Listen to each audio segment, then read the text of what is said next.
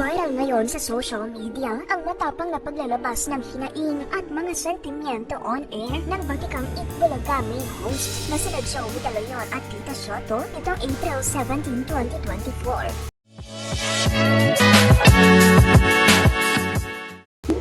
Viral ngayon sa social media ang matapang na paglalabas ng hinaing at mga sentimiento on air ng batikang Itbulaga main host na sina Joey De Leon at Tita Soto nitong April 17, 2024. Tila hindi na nakapagpigil pa ang mga ito, lalong-lalo na ang henyo master ni si Joey at tuluyan na itong nagpakawala ng mga maaanghang na salita laban sa mga naglalabasang balita sa di umano nalalapit na pagsasara ng longest running noontime variety show dahil sa pagkalugi.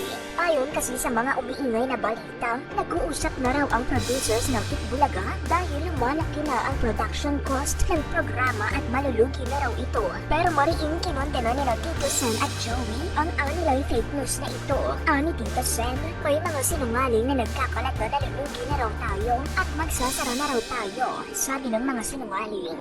Sapat naman ni Joey, Tito naiinggit lang ang mga yan dahil hindi sila kasali sa top of 5 longest running show in the world. Hindi naman kaila sa mga OG double cuts na 45 years nang umeere sa telebisyon ngayong taon ang Itbulaga magmula pa noong 1979. Kaya dagdag pa ni Tito Sen, maglalabas daw sila ng kopya ng 5 income tax return nila sa BIR para mapatunayan walang katotohanan ang issue ito.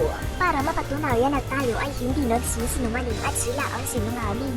Bukas bibigyan natin ang media ng kopya natin ng 5 income tax. Kaya sa mga double cuts at sa mga ilang hindi double cuts, yun pong nagsasalita ng mga ganon. Sinungaling yun. Kaya huwag na kayong maniwala sa mga ganon. Sa kabilang banda, hindi rin nakatiis si Joey at tuluyan na itong nagpatutsyada sa mga aniyay mga nambabastos sa kanila. Pangahamon pa nito, heto muna ang hamon ko. Umabot lang kayo ng 15 years, baka luluhod ako sa harap nyo. 15 lang ha, hindi 50 years. Bastusan na kasi ang labanan Bastusan na, siraan, walang kwenta. Enjoy lang kayo. Umabot muna kayo ng 45 years. Longest running top 5 in the world. Sa kabilang banda, hindi naman nagbigay ng anumang payag ang co-host na si Vic Soto. Gayunpaman, wala mang pinanggit na pangalan o programa kung sino nga ba ang pinatutungkulan nila. Pero base sa espekulasyon ng mga netizens, naniniwala silang di umano ang programang It's Showtime sa kabilang network na pinangungunahan ni Vice Ganda ang pinatatamaan ni na Joey. Samantala, narito ang opinion ng ilang netizen. Mukhang bothered na TVJ kasi may katapat nga. Dapat quality entertainment yon hinahanap ng mga tao. Hindi yung pagyayabang kung gaano nakatagal. Kasi kung boring na panoorin, lilipat talaga yung iba sa kabila.